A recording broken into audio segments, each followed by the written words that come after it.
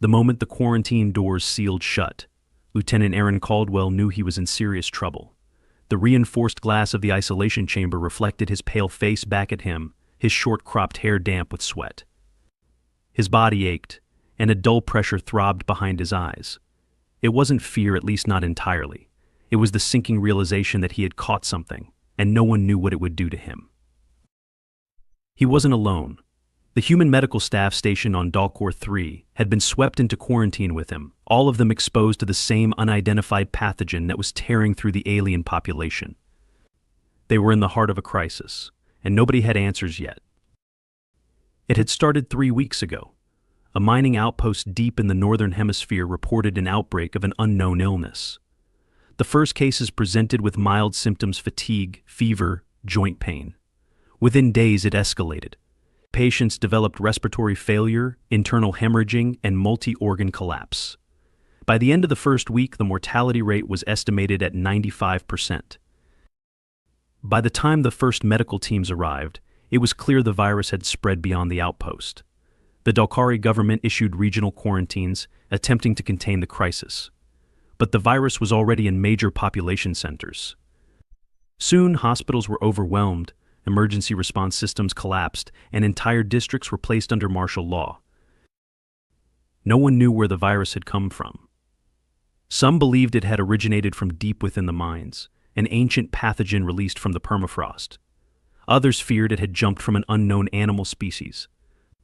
A few whispered about biological warfare, though there was no evidence to support that theory.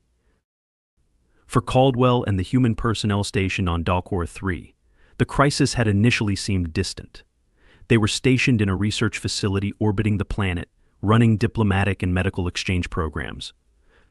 Then, last week, the first human case was confirmed. The alarms blared through the station, warning lights flashing red as medical officers rushed to contain the situation.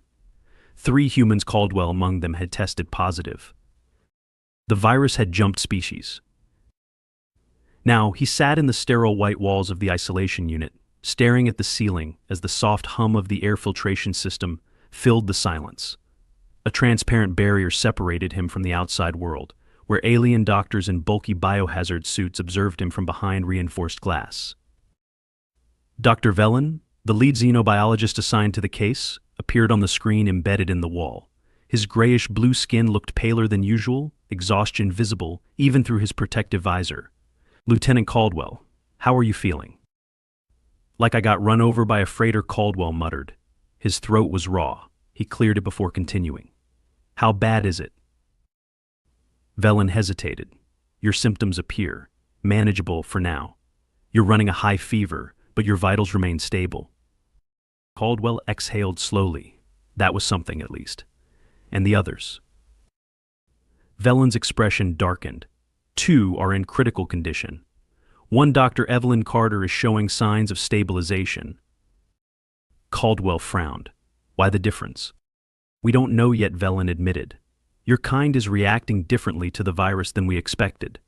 The mortality rate among Dalcari is staggeringly high, but you and your colleagues are still fighting it." "Still fighting," Caldwell echoed. "But we don't know if we'll win." Velen's silence was answer enough. The next few days were hell. Caldwell drifted in and out of fevered sleep, the virus running rampant through his system.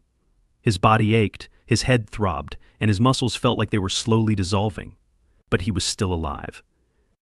The Dalcari weren't so lucky. Every day the death toll climbed. Hospitals on the planet were overflowing, mass graves were being dug outside city centers, and the planetary government was barely maintaining order. Quarantine zones were collapsing as desperate citizens tried to flee infected areas. Off-world travel was shut down entirely. The Galactic Council convened emergency meetings, debating whether full-scale planetary isolation was necessary. If enacted, no ships, Dalcari or otherwise, would be allowed in or out. It would mean abandoning the entire population to its fate. Human virologists working with the Dalcari medical teams scrambled for answers. They sequenced the virus's genome, searching for weaknesses, but there were no obvious solutions. The virus was brilliant in its lethality, mutating rapidly, evading immune responses, adapting to new hosts. It didn't behave like anything they had encountered before. and yet humans were surviving it. By day 5, Caldwell's fever broke. He woke up drenched in sweat, his body weak, but his mind clearer than it had been in days. His muscles still ached, but the raw, burning sensation in his lungs had faded. He was getting better. Dr. Velen was there within minutes, his expression unreadable behind the face shield. "You're improving." Caldwell sat up slowly. "Yeah, looks like I won't be dying today." Velen didn't share the humor. "We need to understand why." He gestured toward the screen, where Caldwell's latest blood work was displayed in complex, shifting data sets. "Your immune system fought off the virus in a way we did not anticipate. The infection triggered an aggressive response, but unlike the Dalkari, your body didn't succumb to the inflammation cascade. It adapted." Caldwell frowned. "And Carter?" "She is also improving. But the third human patient, Ruiz, is not recovering as quickly." Caldwell's stomach tightened. "So it's not universal." No, Velen's voice was grim. "Something in your biology is giving you an edge, but it is not absolute. We need to analyze your immune response at a molecular level, compare it with your colleagues, and determine if there is a pattern." Caldwell rubbed a hand over his face. "You think our bodies hold the key to stopping this?" Velen's gaze was steady. "I think it may be the only chance we have." Over the next 48 hours, the medical teams ran relentless tests. Blood samples, tissue biopsies, immune markers, every possible variable was analyzed. Patterns began to emerge. Some humans carried a genetic mutation that allowed for a more aggressive immune response, limiting the virus's ability to take hold. Others did not. It wasn't a magic cure. It wasn't universal immunity. But it was something. The research teams worked around the clock, attempting to isolate the specific genetic markers responsible. If they could replicate the immune response in a controlled way, it could be the foundation for a treatment. Not a miracle cure, not an instant fix, but a fighting chance. And on a planet where millions were dying, that was more than enough reason to keep fighting. The results took time. The medical teams worked in rotating 18-hour shifts, running the data through every possible angle. Every variable, genetic, environmental, metabolic, was scrutinized, cross-referenced, and modeled. The answer had to be in there somewhere. Caldwell, now mostly recovered, had been moved from the critical quarantine chamber to a monitored recovery ward. He wasn't free to leave, but at least he wasn't strapped to a bed with an IV anymore.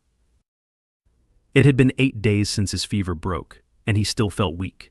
His muscles hadn't fully regained their strength, and his appetite was returning in strange bursts. 1 minute, he felt like he could eat an entire field's worth of rations. The next, the very idea of food made his stomach turn. Dr. Velen had warned him that the human immune response, being so aggressive, likely had lingering effects. A post-viral syndrome, as one of the Terran doctors called it. But despite that, Caldwell was recovering, and that meant he could help. His first stop, still escorted by 2 armed guards in full protective gear, was the primary research lab. Behind layers of reinforced glass, Carter sat at a workbench, a tablet in her hands. Unlike Caldwell, who had fought through his infection with sheer stubbornness, she was taking a different approach, throwing herself into work the moment she could stand upright. "You're looking better," she muttered without looking up. "Not dead yet." "Not today," Caldwell replied, stepping up to the glass divider. "How's Ruiz?" Carter hesitated. "Still in bad shape. He hasn't crashed, but his fever isn't breaking the way ours did. They don't know if he's turning a corner or if." She let the sentence hang. Caldwell clenched his jaw. "They figure out why we're recovering." Sort of. Carter finally set her tablet down. "It's not immunity, not in the way we thought. The virus still wrecked us, it just didn't kill us. Turns out our immune response is way more aggressive than the Dalkari's." Caldwell frowned. "I thought their system was supposed to be more advanced." "It is against known threats. Their immune system is highly specialized. But this virus, it's a completely novel pathogen to them. Their bodies don't recognize it, and by the time their immune response kicks in, the damage is already too severe. And ours." Carter leaned forward. "Our immune systems, they attack everything hard. The Dalkari immune system is like a sniper, precise, controlled, waiting for the perfect shot. Ours, more like a shotgun blast, overwhelming force, even at the risk of collateral damage.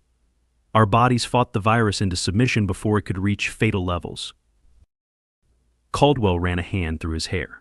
So that's why Ruiz is struggling? His immune system didn't hit back fast enough. Something like that, she sighed. We're trying to map out exactly why our responses differ. There's a genetic component for sure, but there might also be environmental factors, previous infections, hell, even gut bacteria could play a role. It's a mess. But if we figure it out, we might be able to induce the same immune response in the Dalkari, train their bodies to react faster. Caldwell let out a slow breath. How long? Carter gave him a tired look. Best case scenario? Weeks? Realistically? Months? Maybe years. That hit hard. The Dalkari didn't have months. The death toll was still rising. The virus had burned through the major cities, overwhelming the hospitals and quarantine zones. Entire districts were uninhabitable, emergency cremation centers running day and night to prevent secondary outbreaks. The situation had gotten so bad that the Dalkari High Council had enacted emergency wartime measures. Civilian travel was halted, curfews enforced, and every available resource redirected to containment and medical efforts. But despite their best efforts, new cases kept appearing. The virus was too good at spreading. Caldwell sat in his room, watching the latest report feed from the orbital station. He saw the numbers, the footage, the faces of the medical teams working until they collapsed from exhaustion. And yet, outside the human quarantine ward, life continued as normal for the Terran personnel. None of them had gotten sick. That fact sat heavy in his mind. A new idea emerged from the research teams. If they couldn't cure the Dalkari, maybe they could delay the infection. It was Carter who first proposed it. Look, we don't have time to engineer a miracle treatment. But if we can find a way to trigger an early immune response before the virus takes full hold, maybe we can give them a fighting chance. Velen was skeptical. You're talking about an immune stimulant. If administered too aggressively, it could trigger autoimmune reactions, organ failure. Carter cut him off. We wouldn't be introducing anything foreign. We'd just be tricking their bodies into reacting sooner. A controlled stressor, something to mimic early infection and kickstart the immune response before the virus spreads out of control. Caldwell leaned forward. Like a vaccine. Not exactly. More like a warning shot. Velen exchanged glances with his team. And you believe this will work? Carter exhaled. We won't know until we try. The first test subjects were carefully selected. Dalkari civilians who had been exposed but weren't yet showing symptoms. They were divided into controlled groups, each receiving different levels of immune stimulation under strict medical supervision. The results were mixed at first. Some patients showed mild improvement. Others reacted too aggressively, their bodies fighting off the false alarm but leaving them weakened. The balance was razor thin. But then, a breakthrough. One of the test subjects, a young Dalkari woman named Seville, contracted the virus 3 days into the trial. The normal trajectory should have put her in critical condition within 48 hours. Instead, she stabilized. Her body was fighting back. The Dalkari immune system could be trained, at least in some cases, to react earlier. If this response could be replicated across the population, it could buy them time. And time was everything. Caldwell watched as the first wave of stimulant treatments rolled out to at-risk populations. It was a logistical nightmare. Doses had to be carefully tailored to individuals, side effects monitored, adjustments made. The process was slow, grueling. But for the first time since the outbreak began, the death rate started to plateau. It wasn't a cure, but it was the first real step toward survival. The stimulant treatment wasn't a miracle, but it was the first real foothold in a war they had been losing. The medical teams expanded the trials, refining dosages, adjusting administration schedules, monitoring long-term effects. The results weren't perfect. Some Dalkari still fell critically ill despite early intervention, but for the first time, survival rates increased. Not dramatically. Not enough to call it a true turning point, but enough to buy time. and time meant options. By now, Caldwell was back to full strength. His body still ached when he pushed too hard, and he'd lost weight from the fever, but compared to the chaos outside the quarantine ward, he was lucky. Ruiz wasn't. His fever had finally broken, but the virus had left him too weak. His lungs had taken a beating, his body struggling to regain function. He could barely speak above a whisper. Caldwell sat beside his bed in the recovery unit, watching his friend's shallow breathing. "How long was I out?" Ruiz rasped, his voice barely audible. "Too damn long," Caldwell said. Ruiz gave a weak smile. "Figures.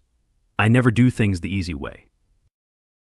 Caldwell exhaled, rubbing a hand over his face. "You scared the hell out of us, man."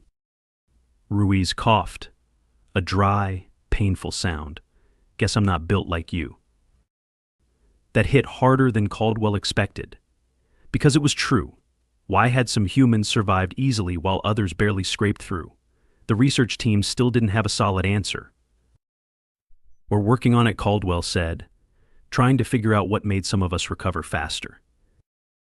"Better hurry," Ruiz muttered, closing his eyes. "Feels like my immune system missed the memo." Caldwell sat back, jaw tight.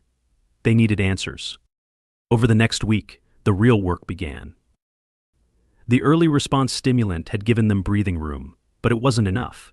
If they wanted a true solution, they needed to understand what made humans different, not just why they survived, but how they fought off the virus so effectively. Vellen's research teams worked with human virologists, combing through genetic data, immune response logs, cellular structures. Caldwell, Carter, and Ruiz, along with every other surviving human, underwent further testing. Patterns emerged. First, genetic markers. Some humans had naturally higher baseline immune activity.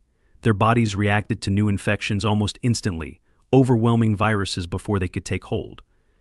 Second, environmental factors. Humans had a history of exposure to a wider variety of pathogens compared to the Dalkari.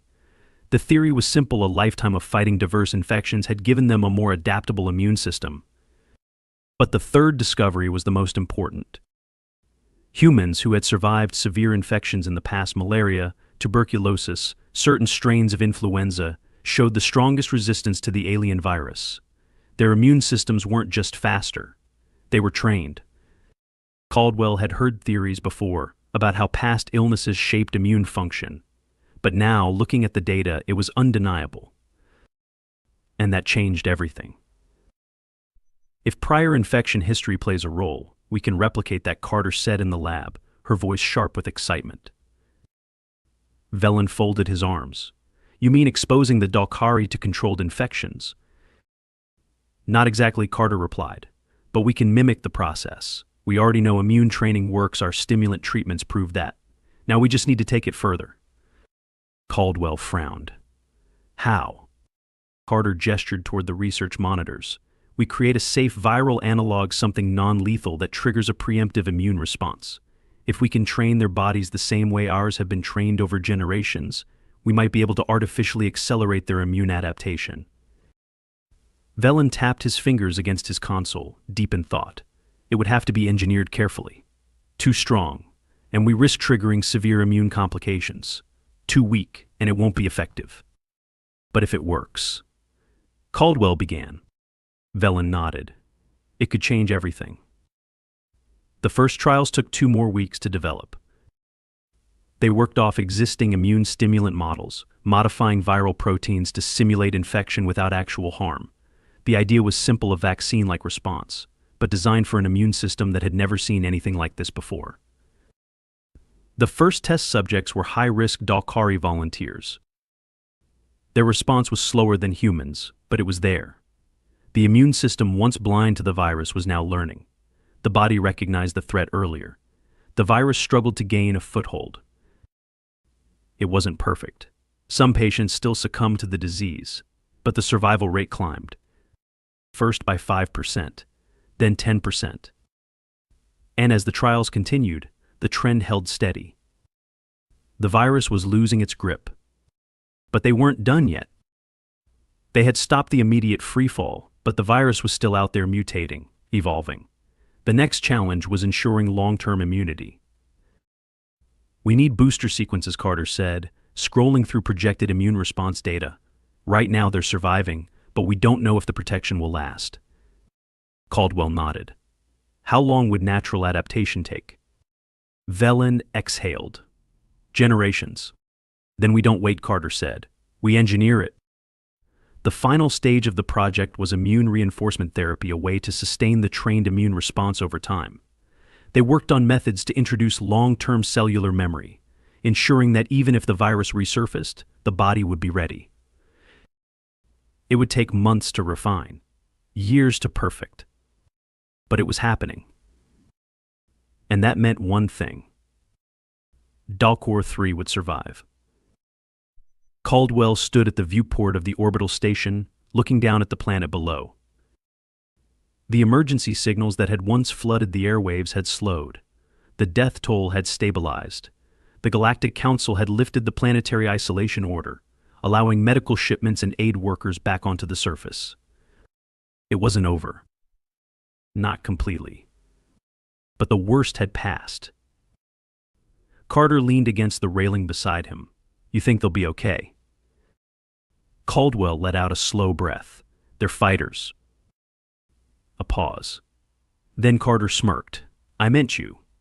You spent weeks in quarantine, got hit with a near-fatal alien virus, and somehow walked out of it fine. Caldwell chuckled. Yeah, guess I did. She studied him. You ever wonder why? He didn't answer right away. Because he already knew. Humanity had never been the strongest, the fastest, or the most advanced species in the galaxy, but they were adaptable. They faced the impossible and found a way through. And now? Now, an entire species owed their survival to that relentless, infuriating, impossible human trait. They fought. And they lived.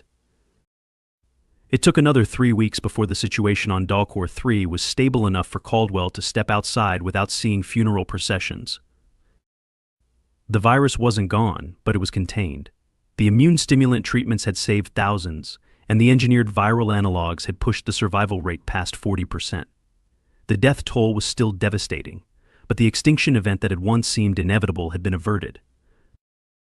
For the first time since the outbreak began, the Dalcari had a future again.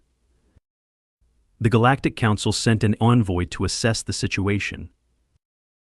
Caldwell sat in the main debriefing hall of the orbital station, watching as representatives from over a dozen species reviewed the medical reports, the treatment protocols, and the projected recovery timeline. Their expressions ranged from curiosity to unease. Humanity had not only survived an alien virus that wiped out 95% of its hosts, but had also found a way to fight it. And some people found that terrifying. One of the council members, a tall, reptilian Othrin, leaned forward. Your species, adapted to this pathogen in a matter of days. That is highly unusual. Caldwell kept his expression neutral. Lucky genetics. The Othrin's eyes narrowed. Luck had little to do with it. Your kind is resistant to a virus that nearly wiped out an entire civilization. That raises concerns. Concerns. Of course. Because in the eyes of the Galactic Council, biological resilience was a weapon. If humans could survive infections that other species could not, it meant they could colonize worlds that were death traps to everyone else. It meant they could walk unscathed through biological warfare. It meant they were dangerous. Carter, who sat beside Caldwell, folded her arms. We just saved a species from extinction. If that's a problem for you, then maybe you need to rethink your priorities. A few of the representatives bristled at her tone, but the Dalcari envoy Minister Jalek spoke before anyone else could. Humanity is not a threat, he said firmly.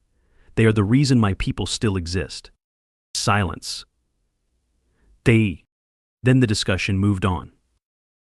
After the meeting, Minister Jalek approached Caldwell in the corridor. The Dalcari leader looked exhausted, deep lines etched into his usually smooth features, his posture weighed down by grief. Caldwell had seen similar looks on human leaders during times of crisis. Lieutenant Jalek said, A moment. Caldwell nodded. Of course. Jalek studied him. We owe you more than we can ever repay. You don't owe me anything, Caldwell said. It was a team effort. Jalek exhaled, perhaps. But it was your people who found a solution. Your people who resisted this disease. Your people who fought for us when others wanted to abandon my world. Caldwell didn't have an answer for that. Jalek extended a small, silver insignia, a Dalkari symbol of honor. This is given only to those who have safeguarded our future. You and your kind have earned it. Caldwell hesitated, then took the insignia. It was cold against his palm. Jalek's voice dropped lower. There are those who fear your kind now. They see your resilience and wonder if it makes you too powerful. Caldwell smirked. We're still human. We get sick, we bleed, we die just like everyone else. Jalek gave him a long look. No, not like everyone else. Then he turned and walked away. With the crisis under control, the Terran Confederation began pulling its medical teams back to Earth. The Dalkari had what they needed now. Recovery would take time, but their species would survive.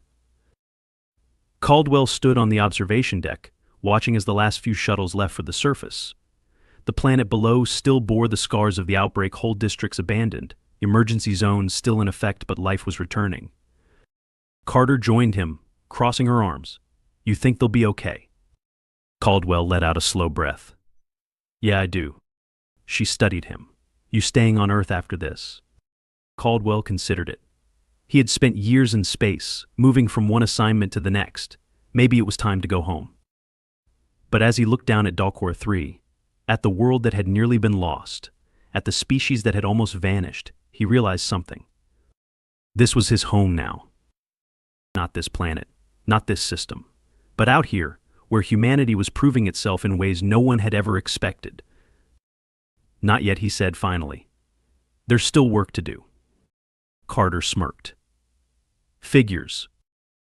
A soft chime echoed through the station boarding call for the last shuttle to the Terran fleet. Caldwell took one last look at Dalkor 3, then turned and walked toward the future.